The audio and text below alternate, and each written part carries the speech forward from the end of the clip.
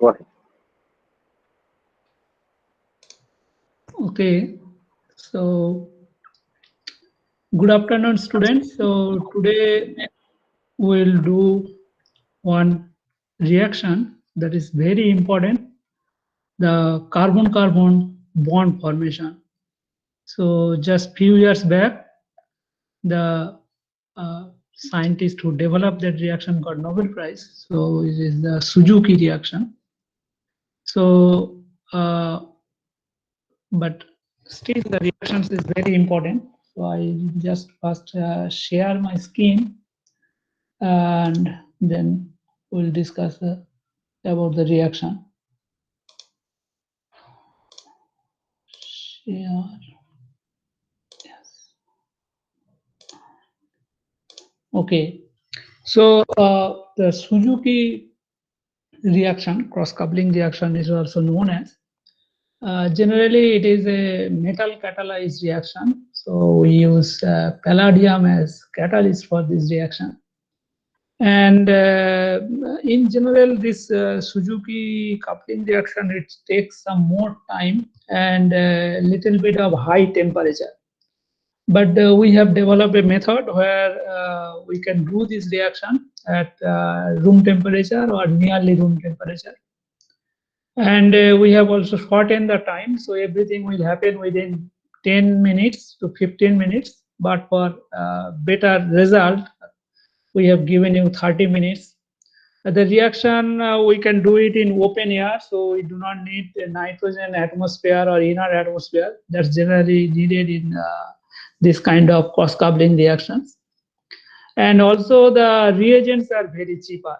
So generally for palladium catalyzed reaction, we need co-catalyst, and that's are very expensive. But here we will use only urea, that is very, very cheaper. So we have developed this method particularly for this chemistry 3204 teaching lab. And we'll start with para-bromobenzoic acid. So that is the para-bromobenzoic acid. We need a halogen containing compound, and we need this phenyl boronic acid. So that's the two main ingredients for this reaction. The reaction will take place in a basic medium. Obviously, you can understand that this reaction will do in aqueous solution, so no organic solvent.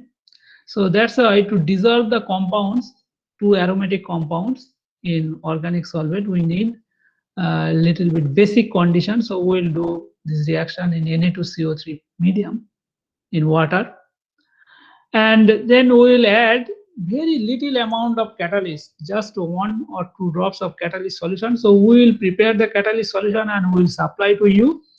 The catalyst solution is nothing but a mixture of palladium acetate and urea in water.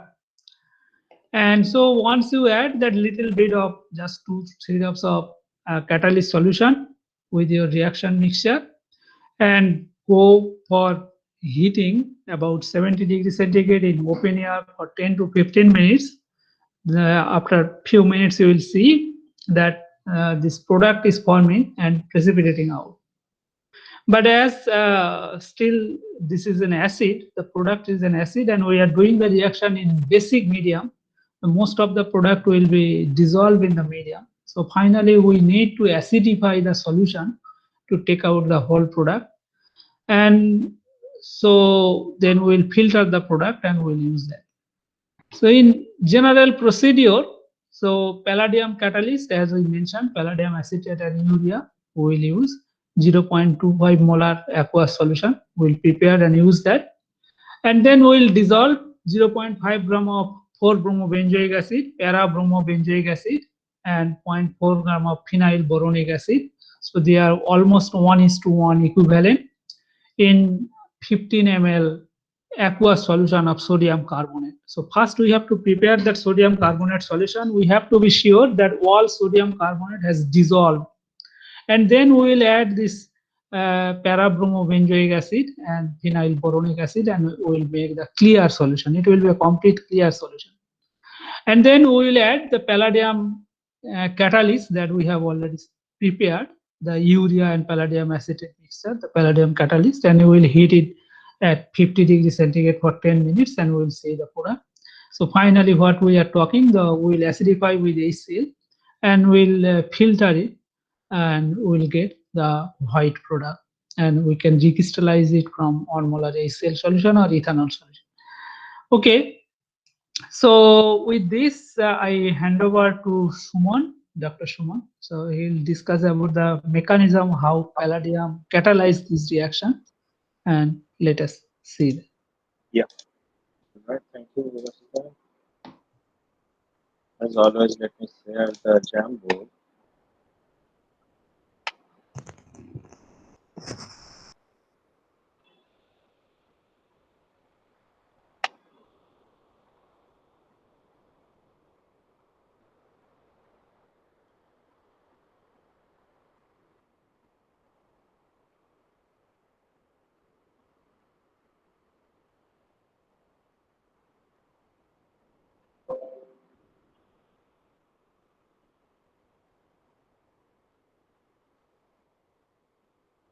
It's visible, right?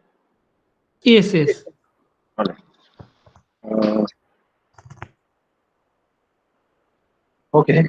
So the mechanistic part, uh, the mechanism itself is very interesting, and there are a lot of research already have done on this. And as Professor Haldar already mentioned, Nobel Prize was given in 2010 for the cross-coupling reaction, more specifically palladium catalyzed cross-coupling reactions. Three people received the Nobel Prize: Professor Heck, Suzuki, and Negisi. And one of those was this Suzuki. Professor Suzuki would develop this particular reaction. Suzuki Miura called cross-coupling reactions. And in general, if you look at the mechanism of the palladium catalyzed cross-coupling reactions, there are many basically. There are Negisi and Suzuki got the Nobel Prize, but there are many more. There are Stille, Kumada, and there are a few more. But if you go for the mechanistic part, all these reactions, the major general mechanism is same. Okay, so you can really put all these kind of cross-coupling reaction, you can fit all these reactions in a general mechanism. And I'm going to draw that general mechanism, which is not really particularly specific for this Suzuki, but if you learn this general, you can apply for all other palladium catalyzed cross-coupling reactions. Okay, so let us start. So what we are using here, we are using a catalyst. Okay. So as Professor Haldar already mentioned, this is a specially designed catalyst, and which is mixed with the palladium acetate and urea. And in the reaction manual itself, you can see that the preparation, you have to mix urea and palladium acetate in presence of base, then it's form a complex.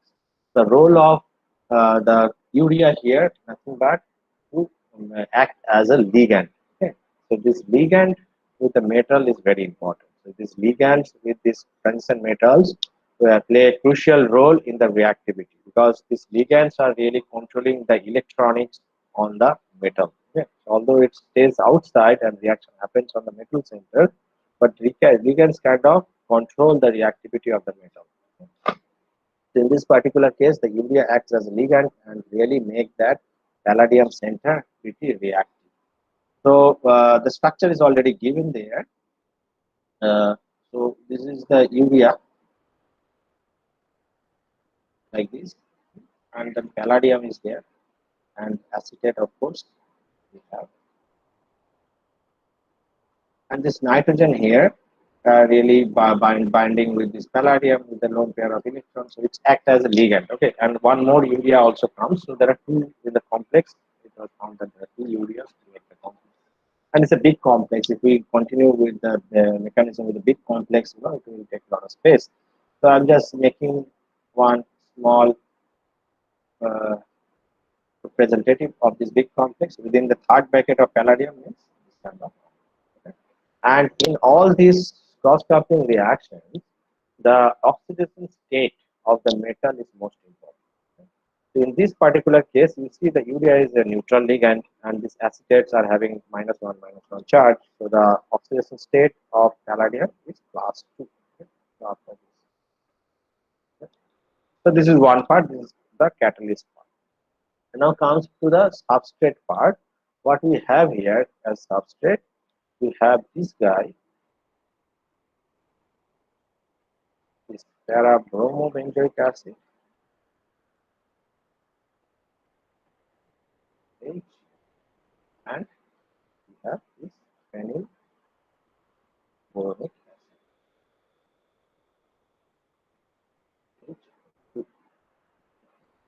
And we are coupling these two guys and forming, I'm just drawing it so that this below there, we are forming this carbon-carbon bond.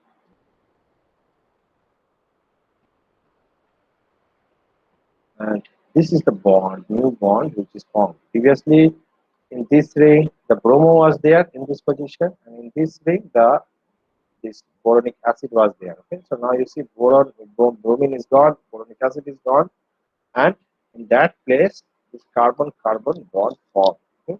And why this is called cross coupling? Because these are the two different components we are coupling together. That's why it's called cross coupling. So suppose two boronic acid just mixed with each other and react with each other. That is homocoupling. That's not cross coupling. Because there are two different species are coupling together. That's why it's cross coupling.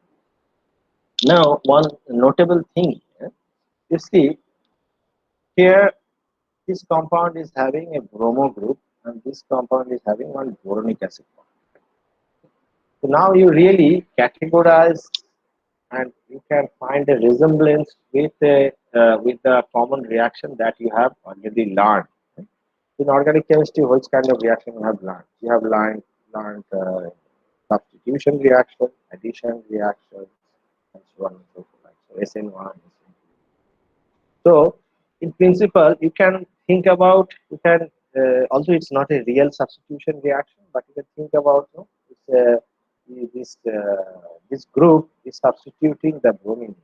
The phenyl group is substituting the bromine, or you can think about this group is substituting the boron. Kind of that. So you can think about just to sake of understanding, you can think about it's a kind of a substitution reaction. And now if you go back in the knowledge and use the knowledge of substitution reaction SN1 and SN2, where you have what about the reaction partners?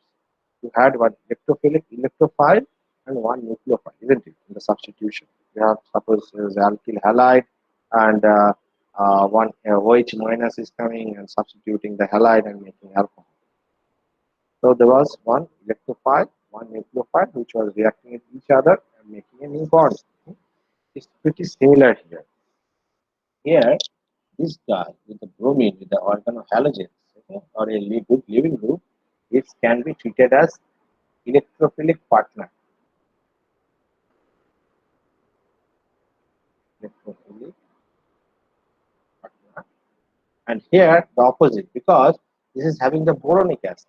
Okay? So which can, boron, sometimes it was treated as a metal, and in this Suzuki reaction is specific for boron compounds.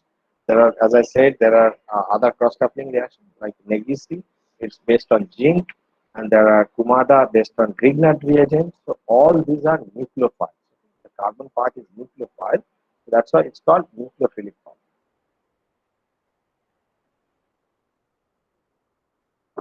Nucleophilic. So this is one electrophilic partner and nucleophilic partner. This is the general theme of any cross-coupling reaction. So whatever you take is the electrophilic partner and nucleophilic partner. And now if we mix these two, the electrophilic partner and nucleophilic partner, like that previously learned SN1 and SN2, where it's instantly react, but here it's not going to react. Okay? So that's why you need a mediator or a catalyst which will combine these two. So that's the difference. That's why the Nobel Prize was given. Okay. So for SN1, SN2, if it's exactly similar as SN1, SN2, and as easy as SN1, SN2, probably they would not have get the Nobel Prize. Right? This is the invention, the palladium, introduction of palladium as the mediator or catalyst, which brings this electrophilic partner and nucleophilic partner close together and make the reaction happening and make the carbon-carbon bond. But general theme is quite similar. So I hope you understand that. Now you come, let's come to the main mechanism part. So I will just because I have only this much space, what I will do, let us consider this bromo part as AR1 and this part as AR2. So this part, this guy, I will consider as AR1 here, okay? And this one I will consider as AR2 boric acid. Basically, this phenyl I will as AR2, this is AR1. So let's come here and then draw the. And one notable thing, as I already mentioned, that the redox state, the oxidation state of metal is very, very important. Okay? And in most of the cases, more than 90% cases, the palladium is 0 to 2. 0 to 2, these two oxidation states are involved in the reaction mechanism. Although there are few cases where 2 to 4 are also involved, or 1, 2, 3 all are involved. Okay, but those are really special case. As a beginner, and which is most applicable, that is 2 to 4 mechanism, palladium 2 sorry, 0 to 2, this suffering between these two are most common, and we are going to discuss that. Okay. The thing is, in the catalyst system that we have started, that is palladium acid. Here, as I mentioned already, the oxidation state is 2. But in cross-coupling reaction, to start with, we need palladium 0. The starting point is always palladium 0. But the problem with palladium 0 is not that air stable, because air is there, in air a lot of oxygen is there, and metal don't like to stay in 0 oxidation state. It's always wants to stay at high oxidation state. Same like sodium. Sodium 0 is, it pretty reactive. But sodium chloride, no problem. Last one. That's why it's always try to get oxidized and go to higher oxidation state. Same for palladium. Palladium don't like to stay in 0 oxidation state. You really need specific protection with argon, or put in the glove box to stabilize palladium 0. But this is hectic and more cost effective. That's why in many cases, cross coupling, it's more common practice that you use commercially available palladium 2. Okay? You add in the reaction mixture, but as I said, we need to start with palladium 0.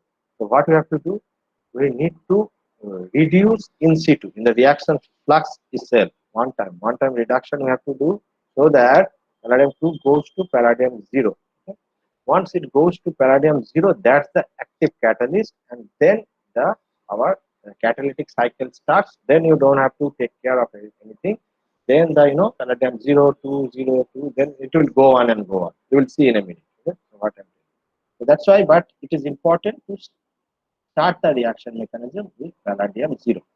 So that's why we have here palladium 2 here. We need a reduction. Reduction, and need to form this palladium 0, which is the active catalyst. And now you can ask here, sir, what's the reductant here? The thing is, in most of the cases in palladium catalyzed cross coupling, people use phosphine as ligand. Phosphine, triphenyl phosphine, or there are other phosphines. Phosphine is a good reductant. Phosphine in situ reduce palladium 2 to palladium 0, and then reaction starts. There are examples where people have used amine, triethylamine or any other amine. Amine also a good reductant. Any reductant means a source of electron. No? Amine or phosphorus is having lone pair of electrons, okay, which can be supplied to palladium and can reduce it to palladium 2 to palladium 0. But in this case, we don't have any amine or phosphine, but rather the urea is there. So most likely the urea is acting as a reductant as well here. Okay. It's a ligand as well as reductant, but it's not really well proven. But I think this is my guess that urea is the reductant here and convert the palladium 2 to palladium 0, which is the active catalyst. Okay, and then it gets into the catalytic cycle. So here it start the catalytic cycle, palladium 0. First come the electrophilic partner. The electrophilic partner is this one, the bromo 1. As we said, we will write this as AR1BR. AR1BR. Like this.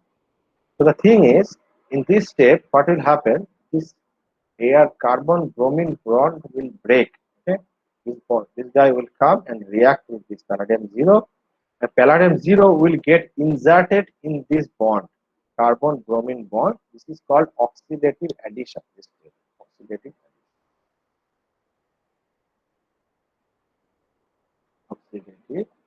addition. Okay? So palladium will go inside this bond. What will happen? This palladium here,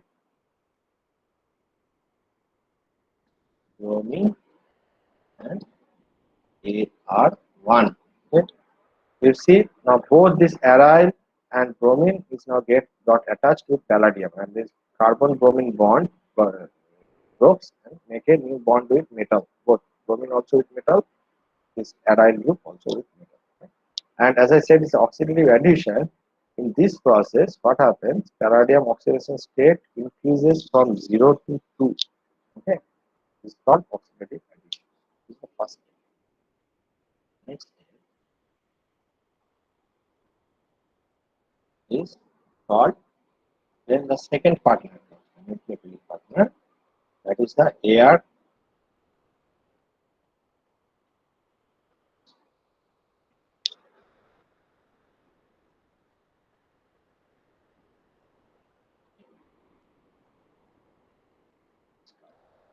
Yeah, the nucleophilic partner is this one.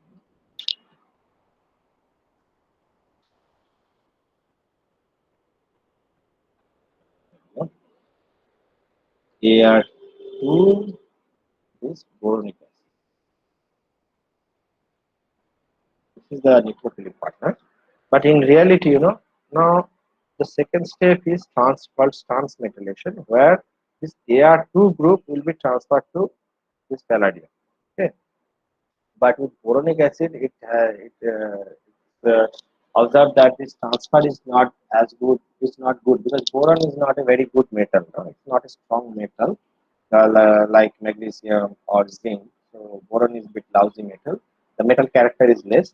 So that's why in the reaction mixture we have used the base. Base has dual role, as Professor Haldar mentioned that the solubility factor, of course, this acid base is making CO2 minus and making it soluble in water. But here also second role is there. The base it coordinates with this boron. Boron is a loose acid, right? Coordinate with boron and make this kind of compound. Here, then it becomes OH whole 3. This becomes minus. Okay, like this. So it's a gate complex, this is called gate complex. Then the transfer of this group is more facile on this form compared to the neutral form of boron. Alright. So once this forms, then this group transferred from here, from this boron to palladium. This whole group transferred boron to palladium, and then this, this bromine leaves. So it happens like this. You draw first. AR1 was there already. Now the AR2 comes. Right? 2. One metal. And in this process, this kind of a replacement. AR2 just replace this Br minus. Okay? And this step is called transmetallation.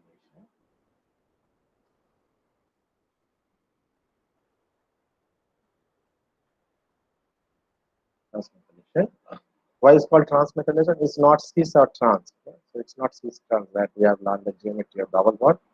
The trans also in organic chemistry implies probably have hard trans esterification. So it's basically exchanging from one to another. Okay. So this AR2 group was on boron, and we are considering this boron as metal, right? So this AR2 from one metal jumping to another metal. Okay. So this AR2 is changing the metal. That's why it's called transmetallation.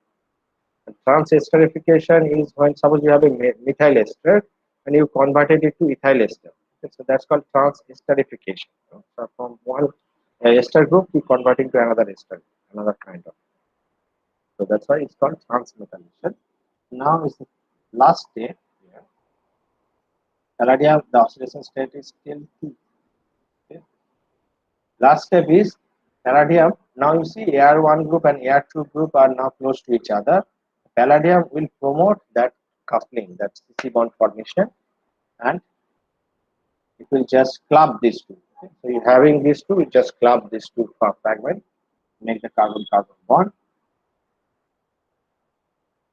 That, and then it comes AR1 and AR2, which will relieve from the system.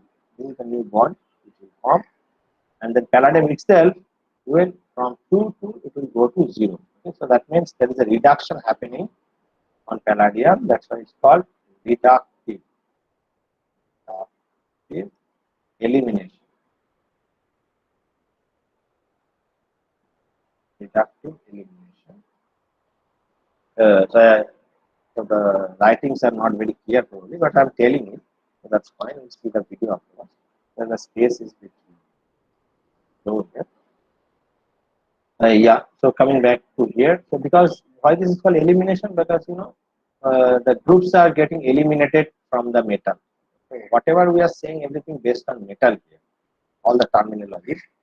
Reductive because reduction is happening on metal, that's why reductive, and elimination because these groups are going out, okay, out of the metal, that's why elimination. In addition, why here oxidative, from 0 to 2, that's why oxidative. In addition, because something new is coming into palladium, that's why it's addition. Addition, elimination, and in between there is a transmetallation, that means one group from one metal jumping onto another metal. So this is a very simplified mechanism. I am not going into the details and all the electronic structure of metal or so on and so forth. These are the 3 basic steps in any general cross coupling: oxidative addition, transmetallation, and reductive elimination, irrespective of any metal. Okay. So whatever coupling we use, as I said, whether it's Suzuki, Negishi, Kumada, or Relay, whatever, the general part is the same. Oxidative addition, transmetallation, and reductive elimination. And one important thing is you have to start with palladium 0. This first step is oxidative addition. You start with from palladium 0, you can reach 2, and then maintain in transmetallation 2, and last step, reductive elimination. Again, you regenerate palladium 0. You see, once you put into the cycle, you don't have to think about the oxidation step, because 0, 2, 2, 0. It will take care, and again. And this cross coupling, palladium catalyzed cross coupling, is so efficient. This cycle is going on and going on. Okay?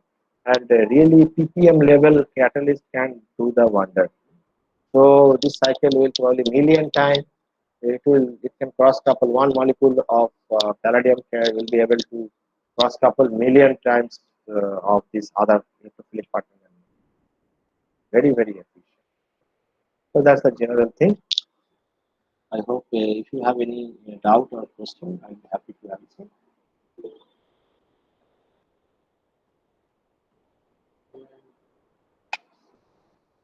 Kumar, sir, could you please explain in more details how it is reduced to 0 from plus? Is okay, so this mechanism of how to explain this? The thing is, normally I explain it like this.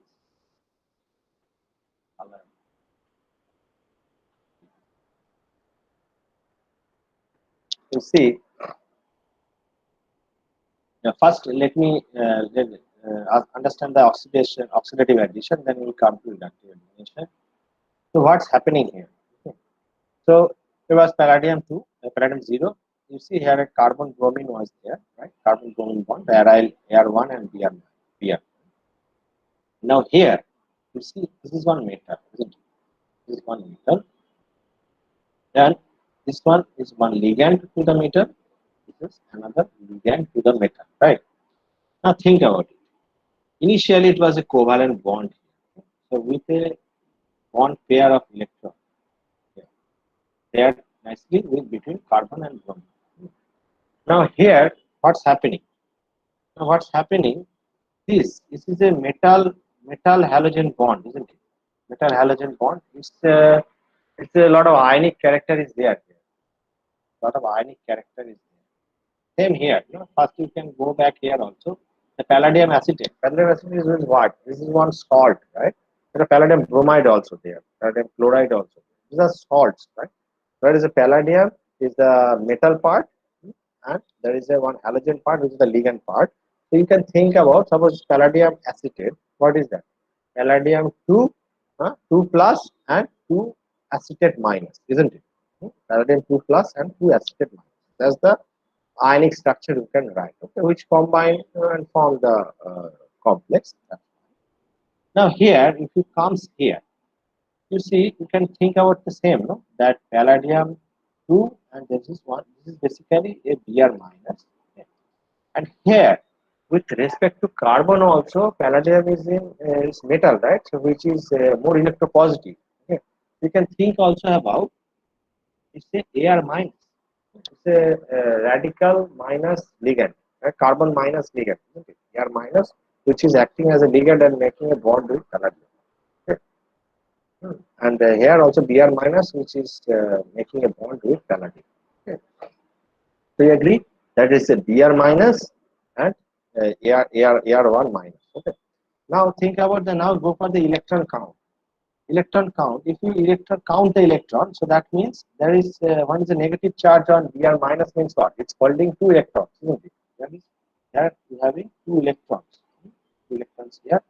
Same here. You are having 2 electrons. 2 electron means free electrons, which is making the bond with palladium. Right? That means it's Br minus with 2 electrons, Ar minus with 2 electrons. Now you go back here. So these things, this right hand part is generated from this, isn't it? From Ar minus and Br. From here is generated this species. Br minus and Ar minus. Both are having 2 electrons. Now think here. Initially, how many electrons these are having? Only 2 electrons. The bond pair, right? Bond pair. Now each one is having 2 electrons because these are minus. 2 electrons here, Br minus, and Ar minus also having 2 electrons. So that means we really need 2 electrons from here. If you want to go from here to here, we need 2 electrons to generate from here to a Br minus and Ar minus. Both are having 2 non-bonded electrons, right? Isn't it? So that means we really need plus 2 electron. Then only we can generate this species. And now, from where these 2 electrons are coming? From where these two? Because we are not using any electron source there. These 2 electrons are actually coming from this palladium 0. So what's happening is this palladium 0 is releasing 2 electrons. And these 2 electrons is going to this metal halide and making one Br minus and one Ar minus. Okay. So that means any giving up, the palladium is giving up 2 electrons. When we are giving up electrons, that means we are getting oxidized 2 electrons. That's why it's a 2 electron oxidation. All right. So it's although it's a simplified version, just to understand, it's not the real mechanism. It's probably more complex. But just to so that you can understand how it's getting what's the origin of the oxidation of palladium. Okay? It's basically giving away 2 electrons to this carbon bromine bond, which is making Br minus as well as Ar minus, Ar1 minus. Okay? So that's a 2 electron oxidation of palladium. The palladium itself going from 0 to 2 plus 2. Okay? Same happening here in this case. Okay? Palladium 2 is there, and this one is basically acting as Ar2 minus, and here Ar1 minus. These are ligand, negative ligands on palladium. Because this palladium is more electropositive and carbon is more electronegative compared to palladium. is the ligand, negative ligands you can think about.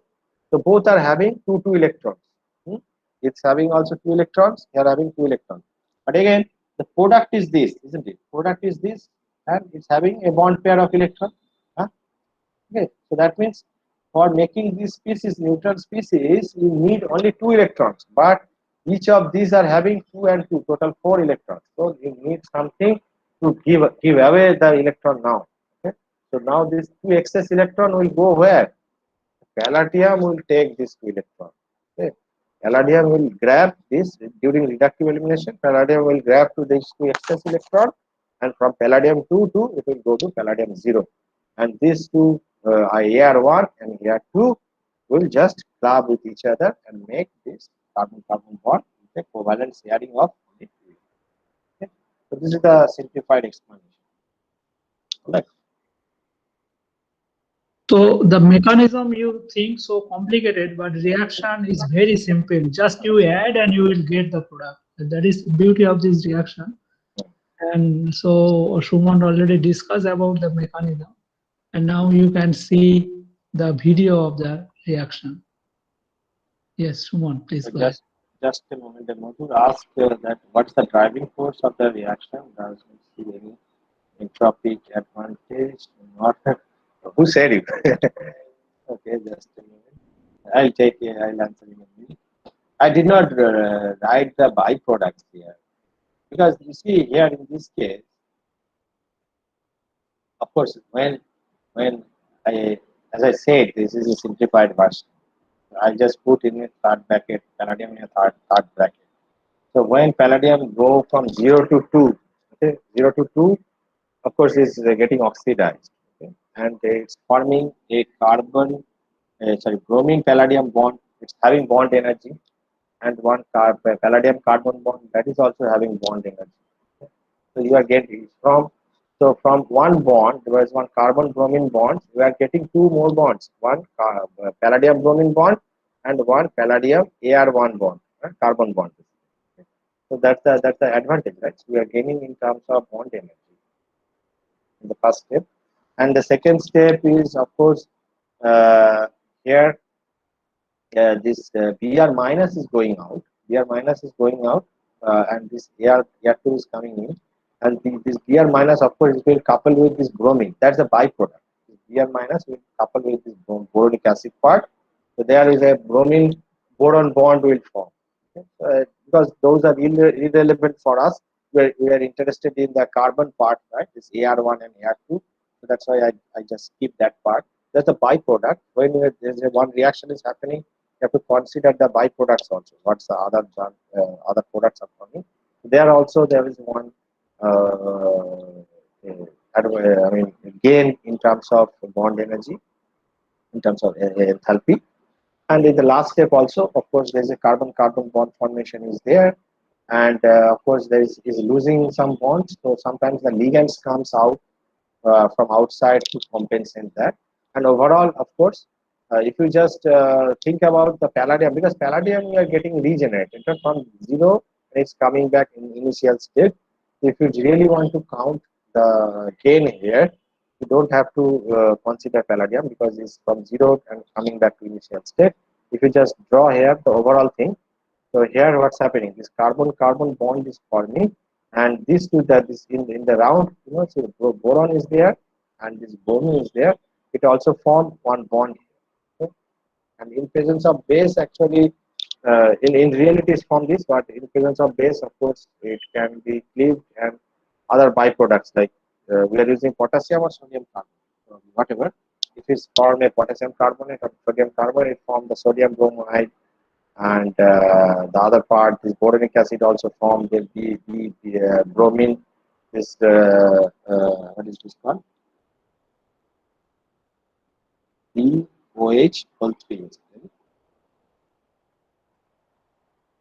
This thing.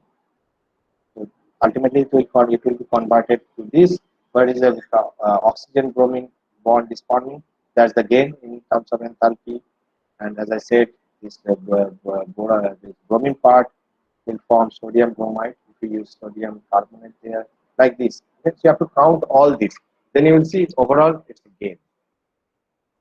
That's okay. So I will now share the video.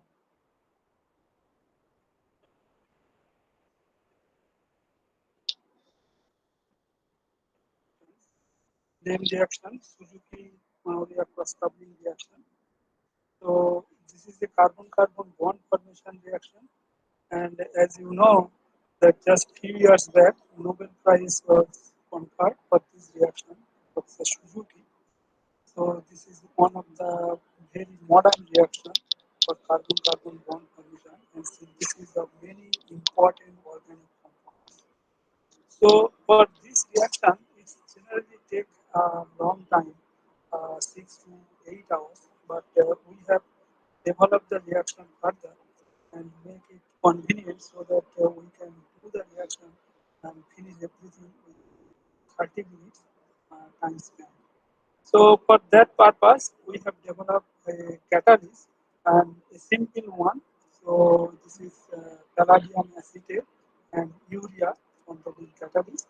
And using this catalyst, we can do this coupling reaction at room temperature. But for the sake of better product, we do the reaction on heating at 50 degrees centigrade. That means it's a very uh, low temperature compared to other organic reactions that generally have high temperature. Even the Suzuki coupling reaction generally happen at 80 to 90 degrees centigrade temperature. So the chemicals required for these reactions are sodium carbonate that we will use for dissolving the organic compounds, and then urea, obviously, phenyl boronic acid, and 4-bromo-benzoic acid. So first, what we will do, we will dissolve the sodium carbonate and make an aqueous solution of sodium carbonate. So we have taken sodium carbonate and we are placing sodium carbonate in beaker, and we will add 15 ml water sodium carbonate.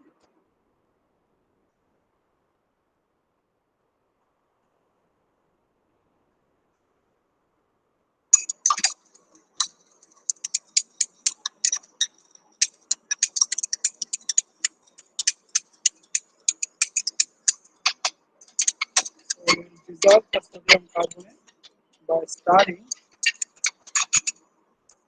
and once it dissolves,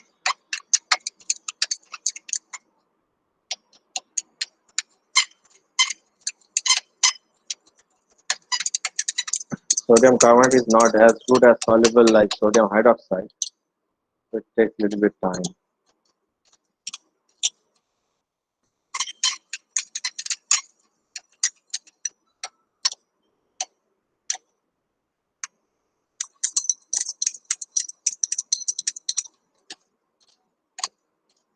we will add the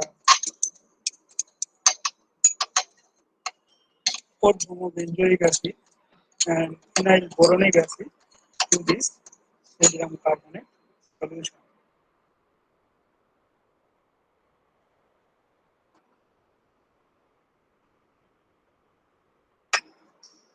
So we have prepared the solution of sodium carbonate,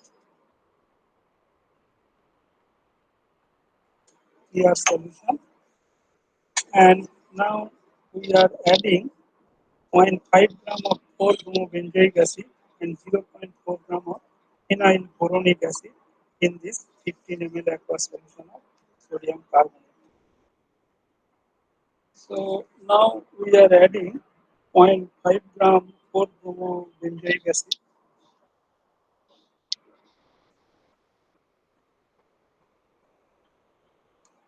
the aqueous solution of sodium carbonate, and 0.4 gram phenyl boronic acid.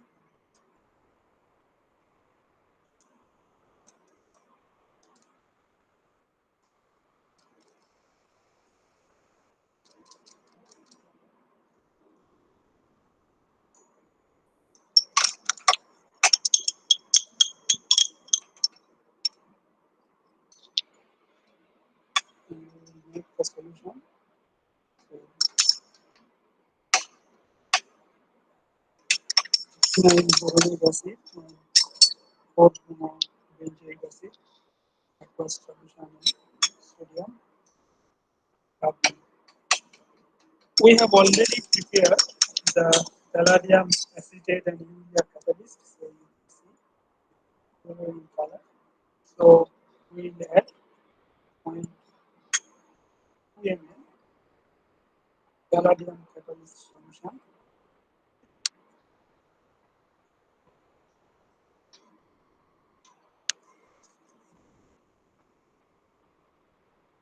Reaction mixture. This is just a catalytic amount. And so now we'll heat the reaction mixture for 10 minutes and shake the reaction mixture with glass block occasionally. So we'll heat at 50 degrees centigrade.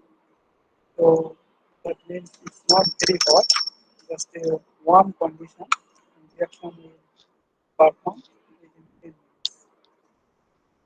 So we are heating the reaction mixture at 50 degrees centigrade. So after heating, so we are now cooling down the reaction mixture, and we see already the precipitation starting. But we have to acidify, get the entire organic compound precipitated out as sodium carbonate solution. So we are acidifying with HCl, 1 molar HCl.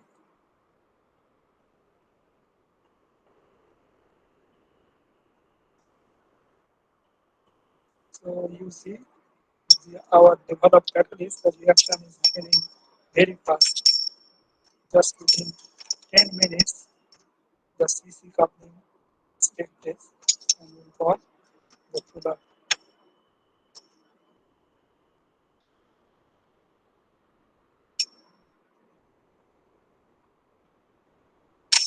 So carbon dioxide is coming out.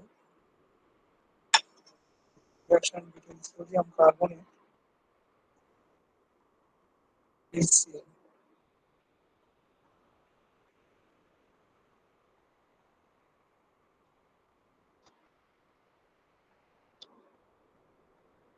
And simultaneously, the organic compound, the product is precipitated.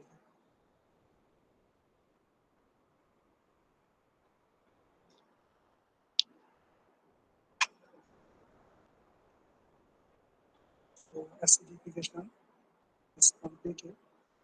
So now we will go for filtration.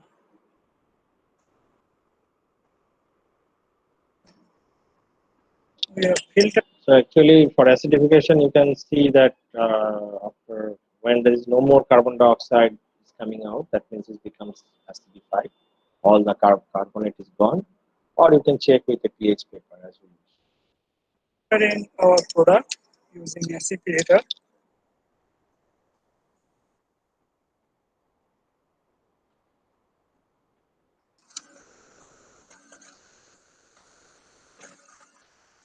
The product is white in color. We will wash the product with water.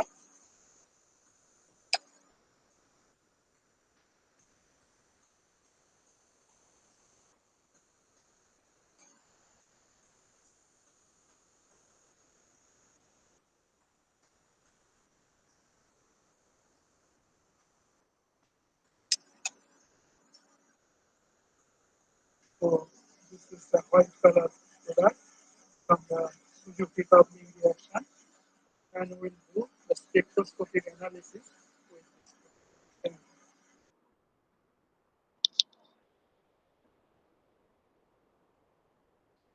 this. Audio was not clear. Sorry, I just saw your message. Because the audio was not clear. Yes, it was clear, but sometimes little bit low. but it's audible. Okay, but anyway, we are going to share the video with you. Yeah. So, students, if you have any questions,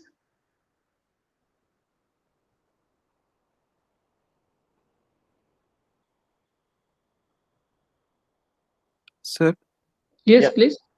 so how does phosphine exactly act as a reducing agent? Will it not like just form a ligand and Phosphine just goes to higher oxidation state, and so phosphorus is plus 3 here, and there phosphorus. So it will just give electron to uh, the palladium, and it will become first radical cation, okay? And then some water will come up. Basically, from phosphine to phosphine oxide will form. Phosphine to phosphine oxide. Okay? Let's say triphenyl phosphine. So triphenyl phosphine to phosphine oxide. That means phosphorus is getting oxidized, and it will reduce the palladium. Alright. So oxidation state of phosphorus is going up by two units, and so it will reduce the oxidation state of palladium from also by 2 units. But as I said, it's only one time reduction after from palladium initially. Then once palladium becomes 0, then it goes into the catalytic cycle. Then we don't have to worry about the oxidation state. It will just go on and take care of itself within the cycle. okay, sir, thank you. Sir, also if you could provide a little like literature for the actual electron transfer, like a brief one. Yeah. I think Clayden book is having that, so I will just share that portion. Okay, okay, sir. That Thank you. pages so that we can move. So, if there are no other questions, so No, I have a question. question, yes, please. So, can you re-explain the role of urea in this reaction, apart from ligand and what it is exactly doing? As I said, ligand, of course, one thing. It's holding it inside the solution. Otherwise, the metal zero will just precipitate out. This is one thing, and also it controls the electronics. As this palladium 0 to 2, and then again 0. This shuffling is happening, right? So there's this when it's palladium 0 and wanted to go to palladium 2, it's really providing electron. I mean, and then when it's palladium 2, and then it's taking up. The electronics is just is a ligand nature, controlling the electronics and stabilizing the metal in all the oxidation states. This is one thing. And another thing is, as I said, we need palladium 0 to initiate the reaction. If the metal is not palladium 0, then it will not initiate the reaction. So there, I believe this is also acting as reducing agent. Yeah, reducing agent. Urea is reducing agent. Okay, sir. But amount of palladium is so low, pardon me, Yeah. it's so low. It's really need little bit of reducing agent. Really very low concentration. Yes. So we use just a few drops, 1 or 2 drops of that solution we have made, the catalyst solution. That means very low amount of palladium helping the whole reaction. Okay, so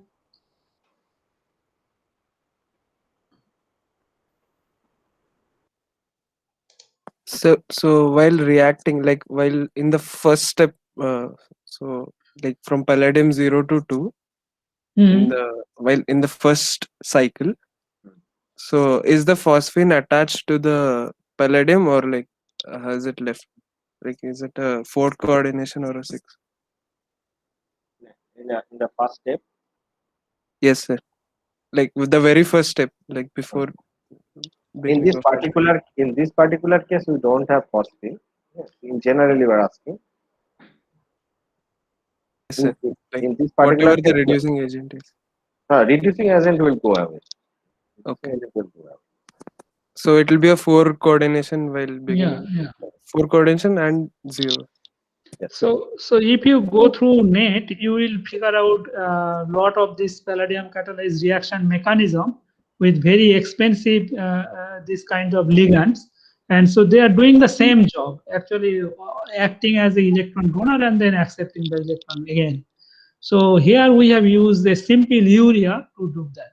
So there is no difference with the other ligands used for this Suzuki coupling reaction. So only we have used a very inexpensive one, and that's it.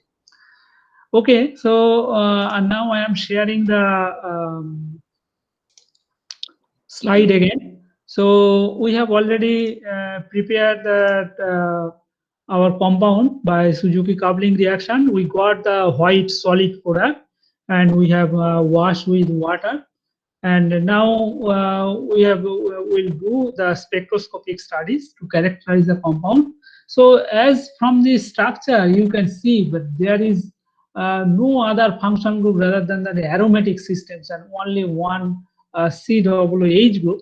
But still, if we go through an UV visual spectroscopy, it's almost look like the spectroscopy of benzoic acid. So here we have that aromatic region where we got this extended resonance part, and otherwise it is the same one. So you can write this.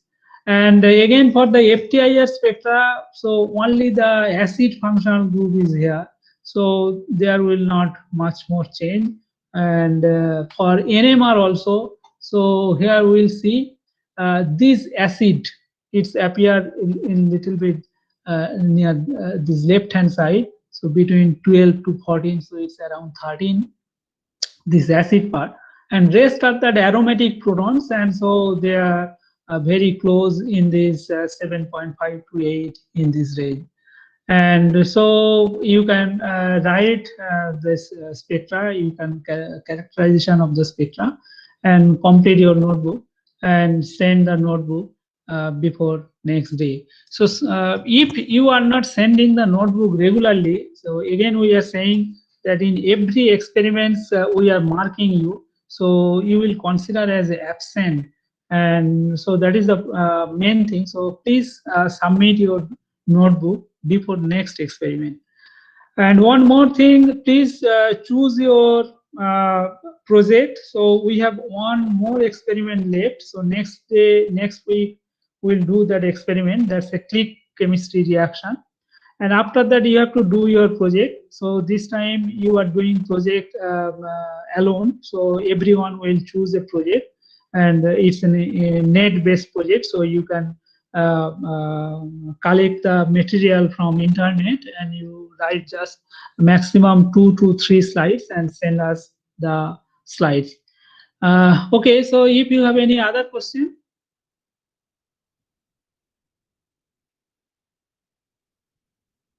Sir, regarding the project, like, does it have to be like for a single molecule, or like, or based on a paper or something like that?